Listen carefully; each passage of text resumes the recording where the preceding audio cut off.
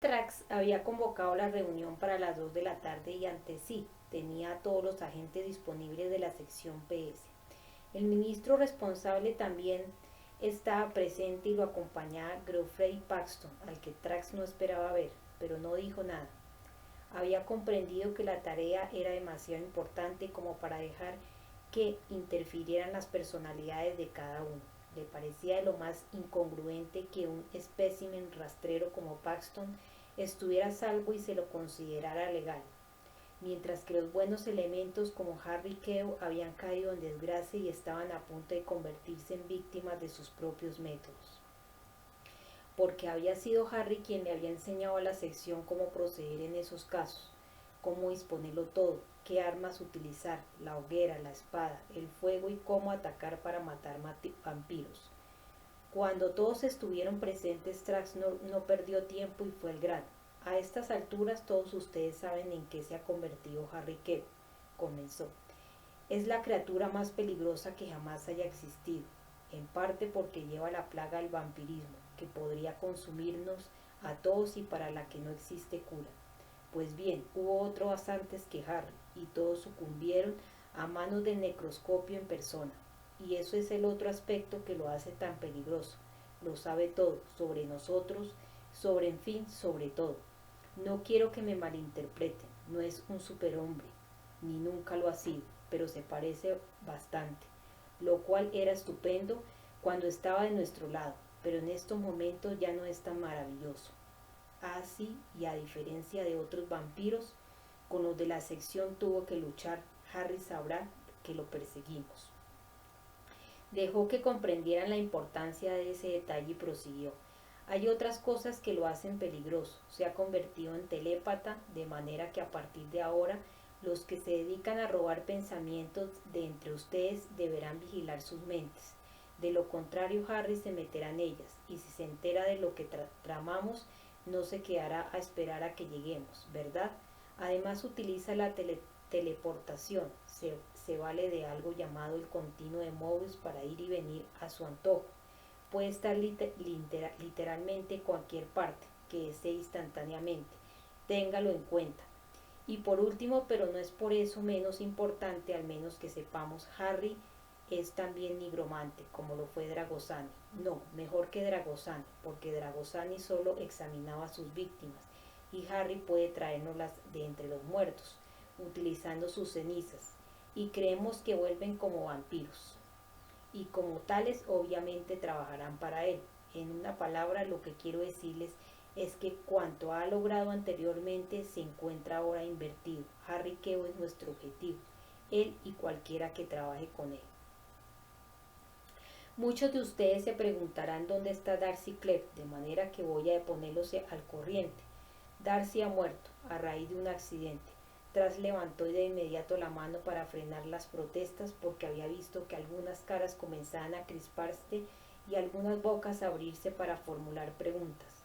Fue fue una especie de accidente, repitió, en cierta manera comprensible, aunque no del todo aceptable. He tenido que buscar a fondo en mi alma para aceptarlo así, por lo que comprendo la confusión que sienten ustedes en estos momentos.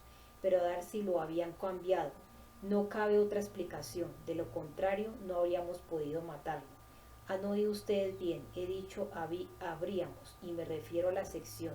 De haber estado vivo habría sido nuestro enlace más débil, y tarde o temprano nos habríamos visto obligados a deshacernos de él.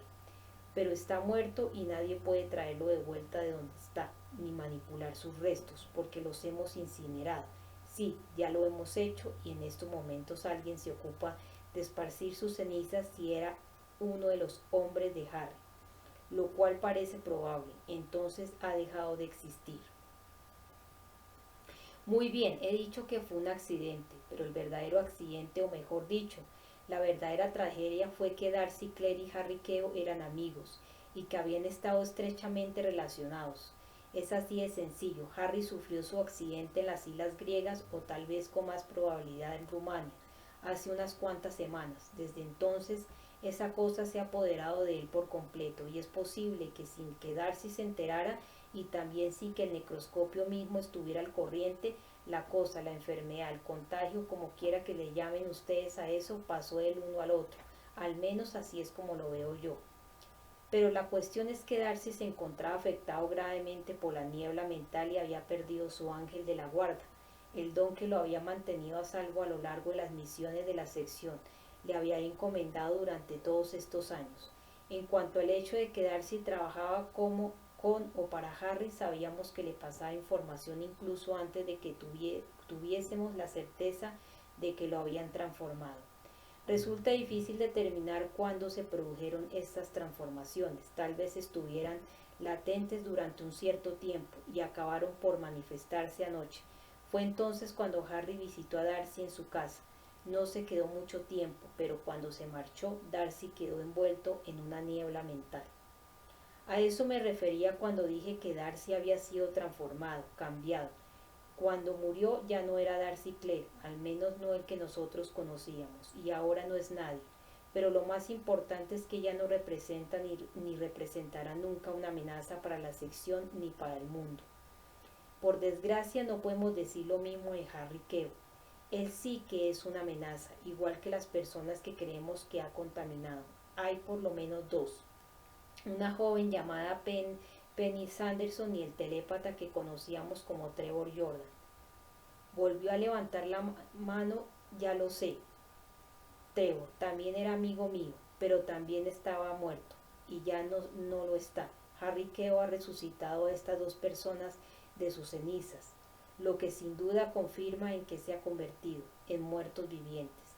¿A dónde nos conduce todo esto? Lisa y llanamente nos encontramos ahora con una lucha entre manos, una lucha que requerirá la habilidad y el esfuerzo de todos y cada uno de nosotros, porque si no ganamos esta batalla, ya no habrá otra. He aquí el plan de acción. A partir de esta noche, la chica llamada Sanderson quedará sometida a una vigilancia encubierta. Dejaremos el asunto en manos de la sección especial. En este caso no intervendrá ningún PS. ¿Por qué? Porque Harry Queo o Jordan percibirán a los nuestros como si fueran radiactivos. De modo que será el policía británico de costumbre el que cubrirá esa parte del plan, pero sin saber exactamente de qué va el asunto. Para ellos será una vigilancia más. Suponemos que no habrá demasiado peligro porque por lo que sabemos la chica no ha tenido contactos con Jordan ni con el necroscopio desde que Harry, no importa qué hiciera para lograr que regresara, dejaremos que los representantes normales de la ley se ocupen de su vigilancia hasta que sea la hora entonces. Los apartaremos de la misión y nos tocará a nosotros actuar. Para entonces ya sabremos cómo tratarla. Por cierto, si les parece que hablo de esto con mucha sangre fría, se debe a que sí, tiene que ser. Soy el único que queda del grupo veterano, lo que significa que soy el único que sabe lo que es el infierno. Lo vi durante el caso Bodescu y también en las islas griegas. El que crea que exagero es que no se ha leído los archivos de Queo o el informe de Darcy Clare sobre el caso griego. Si alguno de ustedes no se ha leído ese material, más le vale que lo haga ahora mismo. Muy bien, pues a partir de esta noche tendremos vigilada a la chica y así seguirá hasta que estemos preparados.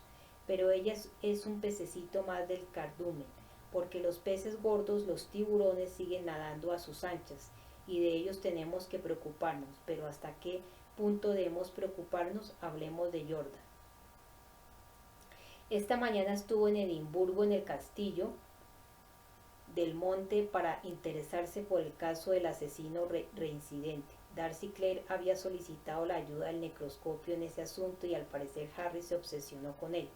Creemos que Harry y Jordan trabajan juntos, no me pregunten por qué. Lo único que puedo decirles es que Penny Sanderson fue una de las víctimas del asesino. Venganza podría ser.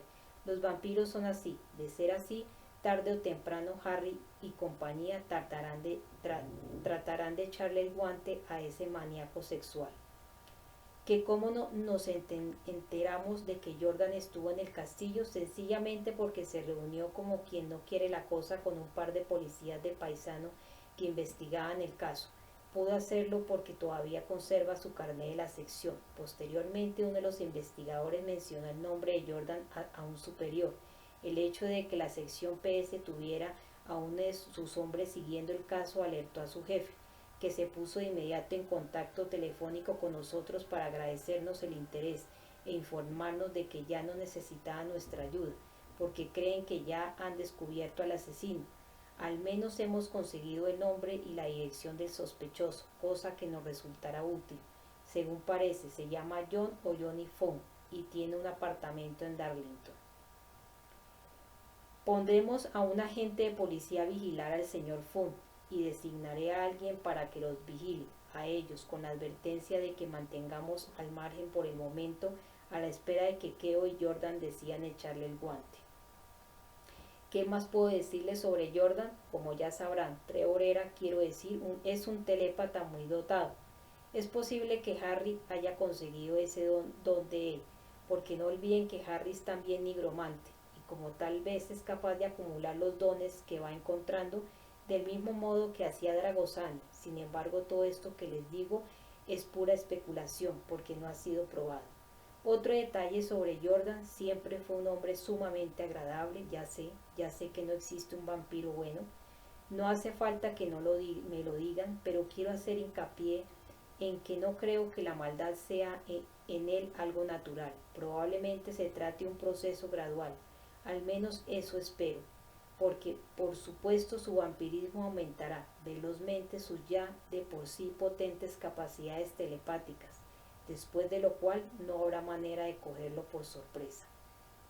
Muy bien, ya casi he acabado. Dentro de una hora recibirán más detalles sobre las nuevas misiones que se les encargarán, en cuanto logre que los elabore. Aparquen todos los temas que llevan hasta nuevo aviso. Haré un resumen de cómo actuaremos en este asunto. Conocemos la guarida preferida de Harry Keogh, el lugar que con todo derecho considera su territorio, pues ha vivido allí casi toda su vida. Se trata de una vieja casa cerca de Bodin, no muy lejos de Edimburgo. Creemos que tiene allí su base de operaciones y que Jordan le ayuda en lo que está haciendo. Sea lo que sea, es posible que estén tras la pista de Johnny Fung, o bien, si ya lo han localizado, se estarán preparando para que se haga justicia. De manera que además de vigilar a la joven Sanderson y al señor Fung, vamos a controlar de forma encubierta la vieja casa de Harry. He de insistir, y creo que por más veces que lo repita nunca será suficiente. He de insistir, digo que la vigilancia ha de ser muy disimulada. Si logramos coger a la chica, a Harry y a Jordan al mismo tiempo, sobre todo si los encontramos a solas, entonces podremos actuar contra ellos. Tal vez nos veamos obligados a precipitar nuestra intervención si Harry y Jordan deciden eliminar a Fong. Lo ideal sería que esperásemos a no poder atrapar a los tres a la vez. De ese modo no podrán recibir aviso alguno. Lo que no debemos hacer es tratar de detenerlos uno por uno, porque de ese modo los demás quedarían sobre aviso. ¿Está claro? Por último, mejor dicho, antes de pasar a examinar los instrumentos de nuestro oficio, debemos comentarles algo de que sé que nos les sentará bien. El ministro aquí presente ha confiado en la sección PS soviética para que nos auxilie en este asunto. Trax fijó la mirada en el pequeño mar de caras asombradas, pero nadie pronunció una sola palabra.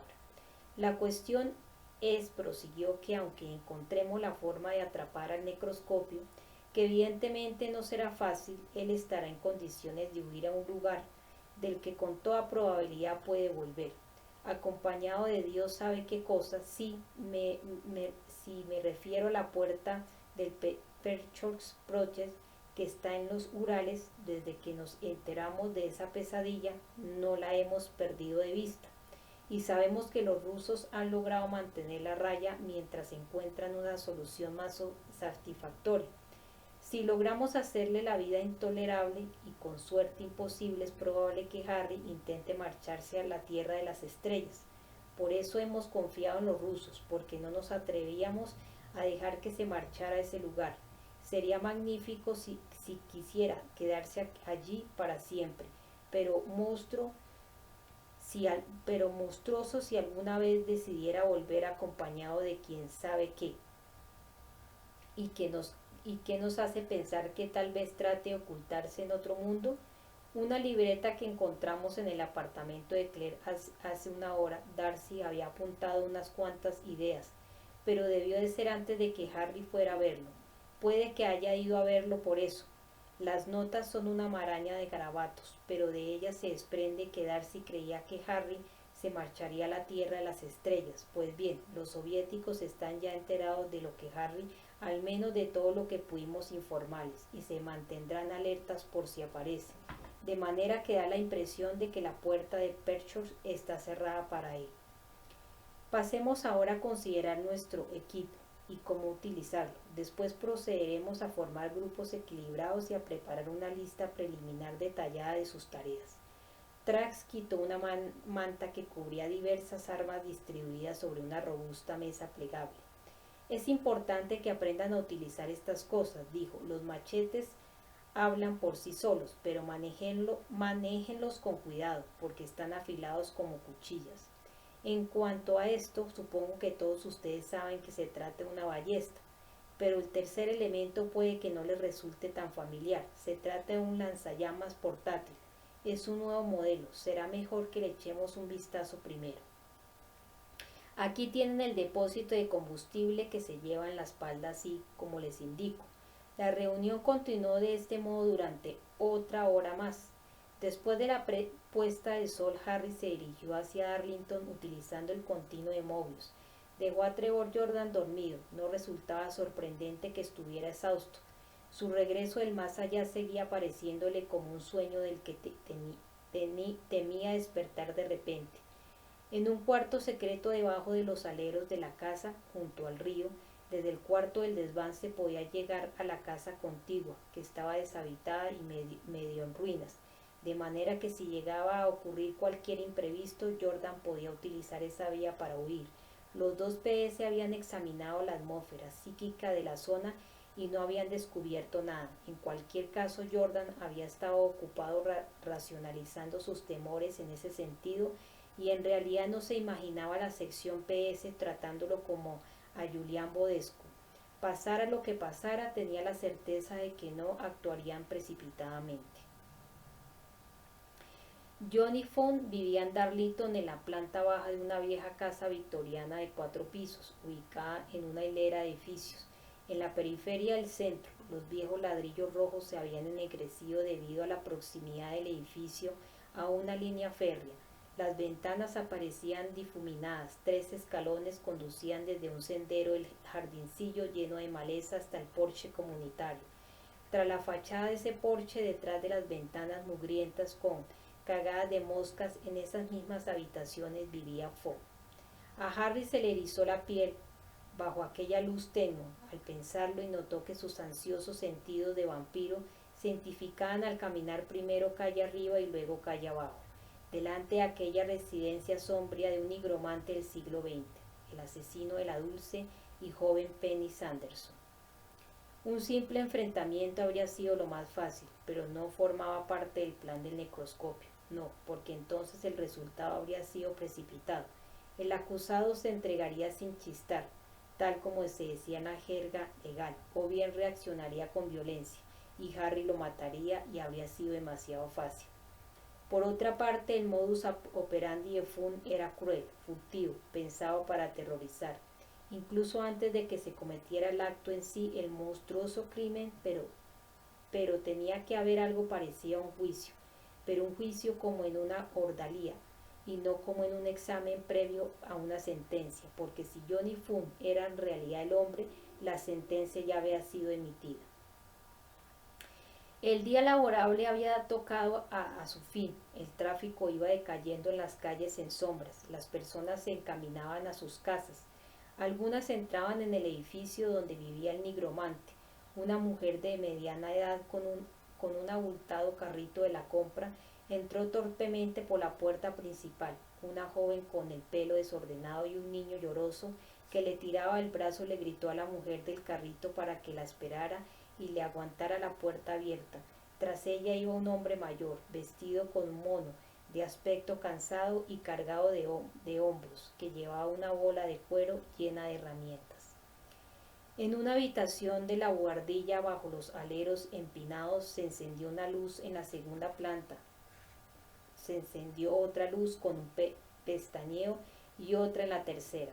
Harry apartó la mirada un momento, exploró ambos extremos de la calle y luego volvió a observar el edificio. En ese momento vio que una cuarta luz mucho más tenue se encendía en una ventana de una esquina del apartamento de la planta baja, pero no había visto entrar a fondo. El edificio se encontraba en una esquina, tenía que haber una entrada lateral. Harry esperó a que el tráfico se despejara, cruzó al otro lado del camino y dobló la esquina.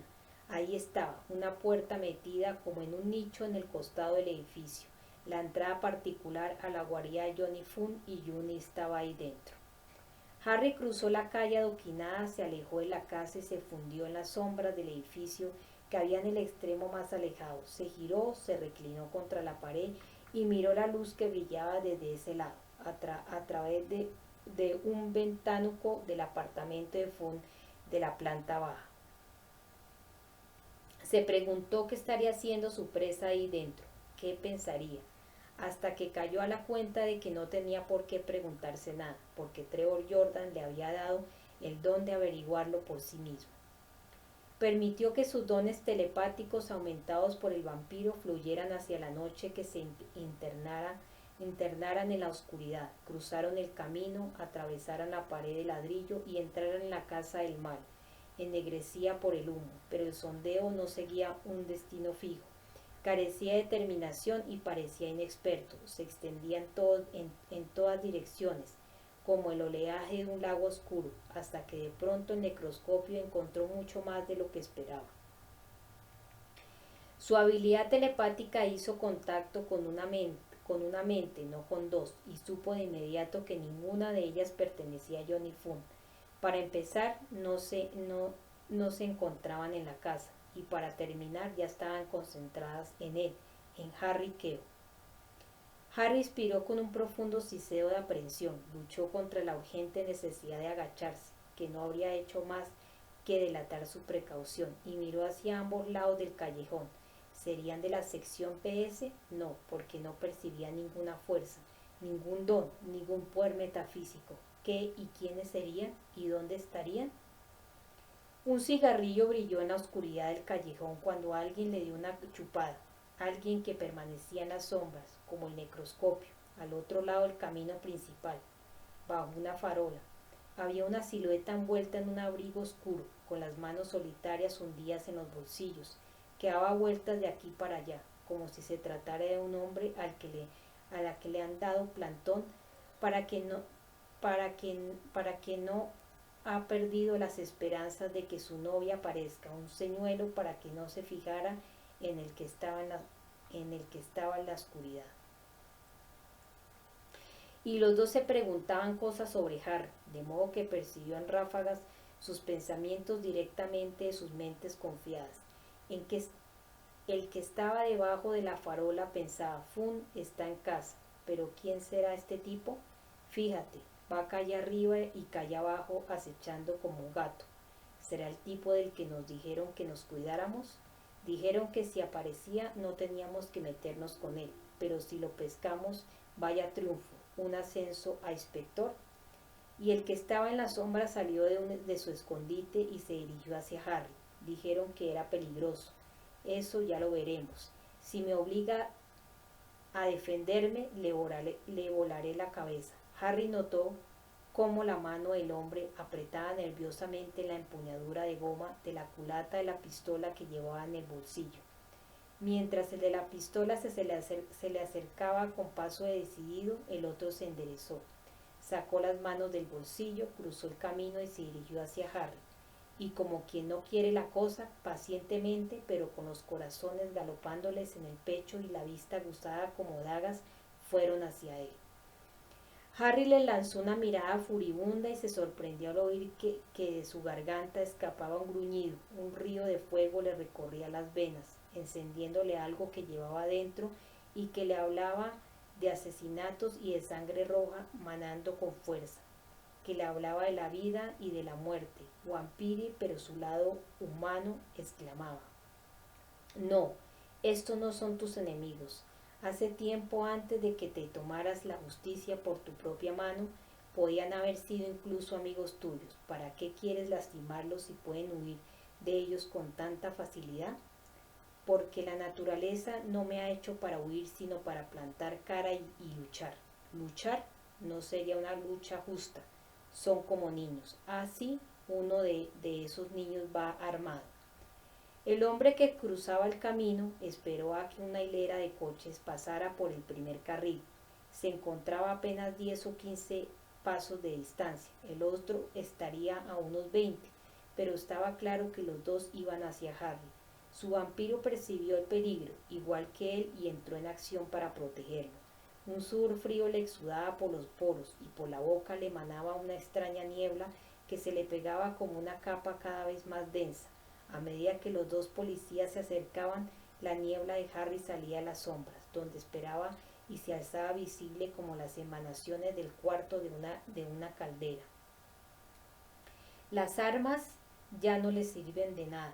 Con esto no me ven, pero yo sí los veo, los huelo, los percibo siquiera. Con solo tender la mano hasta podría tocarlos. Con solo tender la mano podría borrarlos del mapa. Maldita seas, exclamó Harry en voz alta, dirigiendo la maldición hacia sí mismo, o más bien hacia la cosa que llevaba en su interior, cosa asquerosa y rastrera. Bueno, no nos ofenderemos por eso, respondió uno de los policías al tiempo que se agachaba y apuntaba hacia la niebla empuñando el arma con las dos manos. No es la primera vez que nos maldicen, así que sal de ahí, tanto vapor no le hará nada bien. ¿Quieres estropearte los pulmones o prefieres que te los estropee yo? Sal de ahí, te he dicho. No recibió respuesta alguna, solo una repentina agitación, un remolino de la niebla al encogerse ésta sobre sí misma, como si alguien hubiera sacudido una manta o dado un portazo en su interior. Segundos después la niebla se disipó, cayó al suelo, se convirtió en una capa de líquido que mojó los adoquines y los hizo brillar, y la pared surgió alta, negra y vacía, sin el callejón y sin cuarto de calderas. No había nadie. Trevor Jordan estaba despierto en Boyle. Una pesadilla rápidamente olvidada lo había empapado de sudor y lo había hecho saltar sin aliento de la cama del dormitorio del desván. Bajó a recorrer las habitaciones y pasillos de la vieja casa junto al río. Encendió todas las luces, los nervios a flor de piel, y echó un vistazo entre las cortinas. No podía precisar por qué sentía aquella aprensión, pero percibía que algo lo acechaba, una cosa terrible que le permitía conservar por el momento su energía, pero que estaba llena de un propósito monstruoso. Jordan se preguntó si no se trataría de Harry. ¿No sería la cosa en la que Harry se estaba convirtiendo?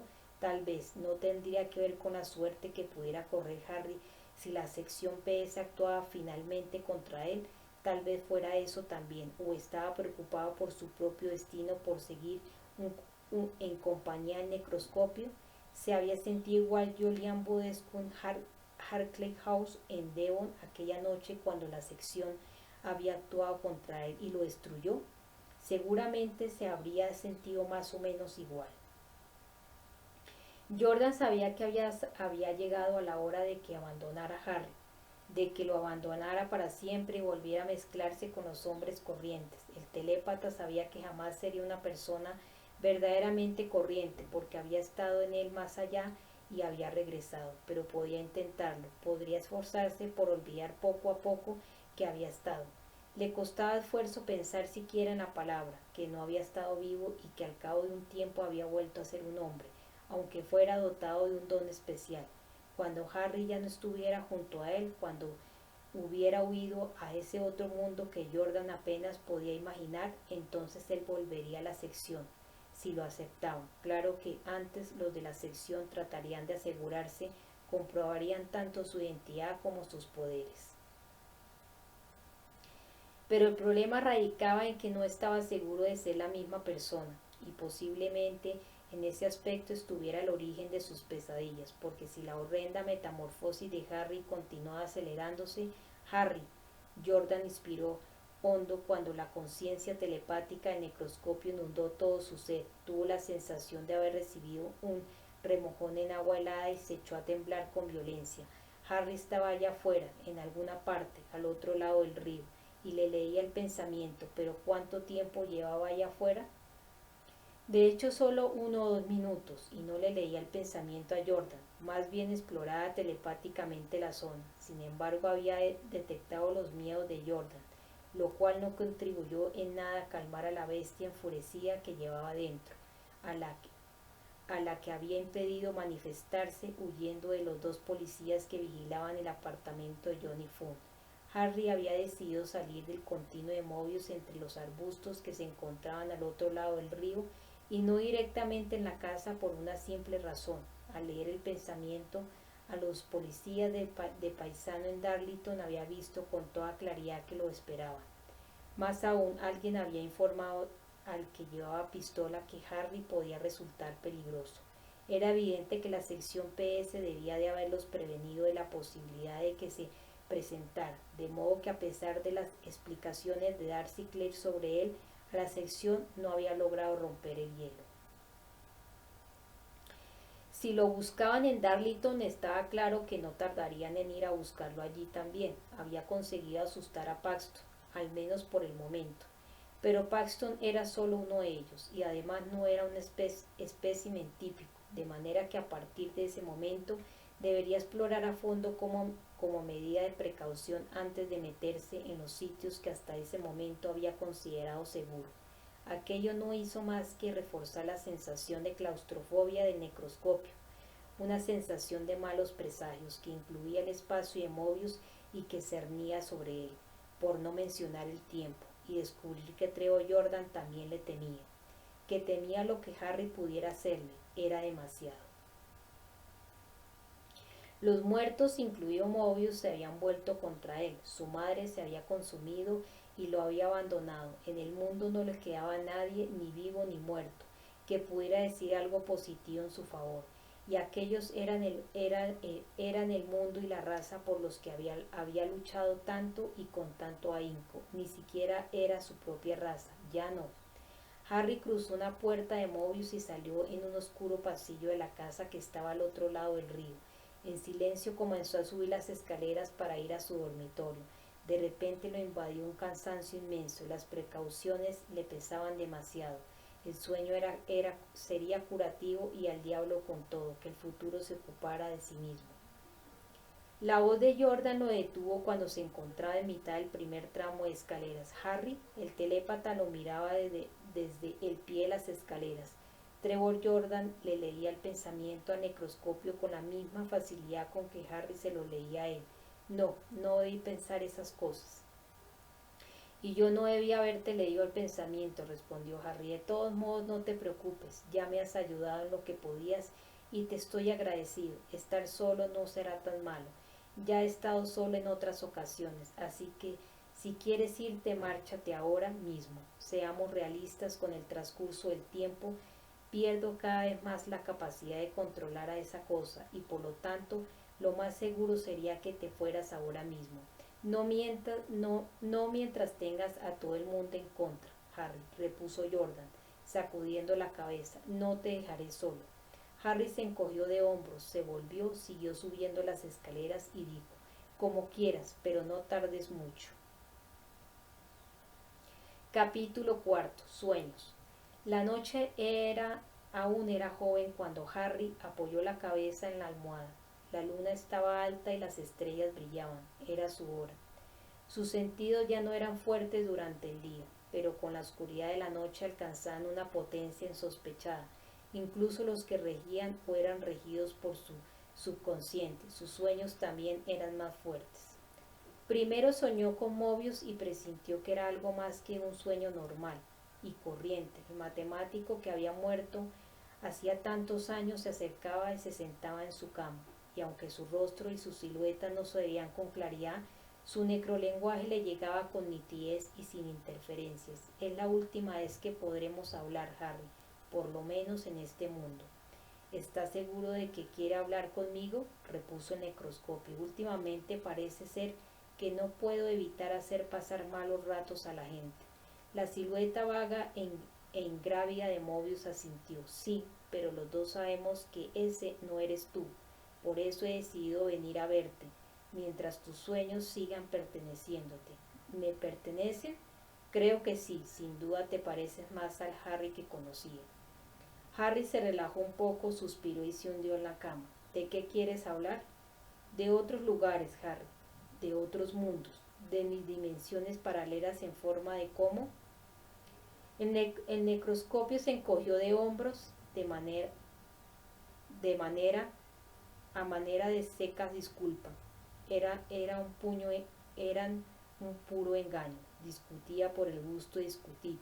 Mi vampiro y yo estamos practicando. Puede que haya sido así, replicó Mobius, pero haya habido o no engaño de tu parte, tenía razón tu intuición, Harry. Lo único que tu visión no tenía en cuenta era cómo, mejor dicho, quién, aclaró Mobius, cómo, quién, volvemos a hablar de Dios, del Big Bang, dijo Mobius, la luz primigenia allá por los inicios del tiempo y el espacio. Todo esto no pudo surgir de la nada, Harry. Sin embargo, ya hemos decidido que antes del comienzo no había nada. Una soberana tontería por nuestra parte, porque tú y yo sabemos que no hace falta que existiera la carne para tener una mente. Dios, asintió Harry, el ser incorpóreo fundamental. Él lo hizo todo, ¿no? ¿Con qué fin? Para saber qué ocurriría, quizá. ¿Quiere decir usted que no lo sabía ya? Y la omnisciencia, no seas injusto. Nadie puede saber ni conocer nada antes de que tenga lugar. Además, es peligroso intentarlo, pero él lo sabe todo desde entonces. Hábleme de los otros lugares, le pidió Harry, fascinado muy a pesar suyo. El mundo de la Tierra de las estrellas y de la Tierra del Sol es uno de ellos, explicó Mobius, pero fue un error, se produjeron ciertas paradojas imprevistas y las cosas salieron desastrosamente mal. La Tierra de las estrellas, la ciénaga de los vampiros y los mismos vampiri fueron a la vez causa y efecto. Pero es así en el futuro y en el pasado. Contarlo ahora sería cambiarlo y resultaría presuntuoso. El tiempo y el espacio son relativos, adujo Harry. ¿No lo he dicho siempre? Y a su manera son fijos, no se les puede dañar ni cambiar por el mero hecho de hablar de ellos. Mobius lanzó una risita ahogada sin asomo de alegría. Eres ingenioso, Harry. He de reconocerlo, pero conmigo de nada te sirven tus artes vampíricas. De todas maneras, no me refiero a la Tierra de las estrellas. Soy todo oído, respondió el necroscopio malhumorado. En una ocasión, le recordó Mobius, mencionaste el equilibrio del multiverso, donde los agujeros blancos y los agujeros negros movían la materia por las distintas capas de la existencia, retardando incluso invirtiendo la entropía, como las pesas que rigen el balanceo de un viejo reloj de péndulo. Pero ese es un tipo de equilibrio, el equilibrio físico. Existen también los equilibrios metafísico, místico y espiritual. El equilibrio entre el bien y el mal, y todo se originó en la misma fuente. Su racionamiento, August Ferdinand recuerde que antes del principio no había nada. Nuestras opiniones no están enfrentadas, dijo Mobius sacudiendo la cabeza. Al contrario, están en completo acuerdo. ¿Que Dios tenía un lado oscuro?, preguntó Harry asombrado. Claro que sí, un lado oscuro que apartó de sí. Las palabras del matemático dejaron a Harry petrificado. ¿Y yo puedo hacer lo mismo? ¿Es eso lo que quiere decirme? Lo que quiero decirte es que los otros lugares son como niveles, algunos superiores, otros inferiores, y lo que hagamos aquí determina el paso siguiente, el que subamos o bajemos, el cielo o el infierno. Mobius se encogió de hombros. Si te sirve de algo pensar en esos términos, pues adelante. ¿Quiere decir que cuando salga de aquí puedo dejar atrás mi lado oscuro y con suerte también a mi vampiro? Mientras exista una diferencia, sí, una diferencia, mientras se os pueda diferenciar. ¿Quiere usted decir si no sucumbo? He de marcharme ya, dijo Mobius, pero necesito saber más, exclamó Harry, desesperado. Se me autorizó a regresar, dijo Mobius con sencillez, pero no a quedarme.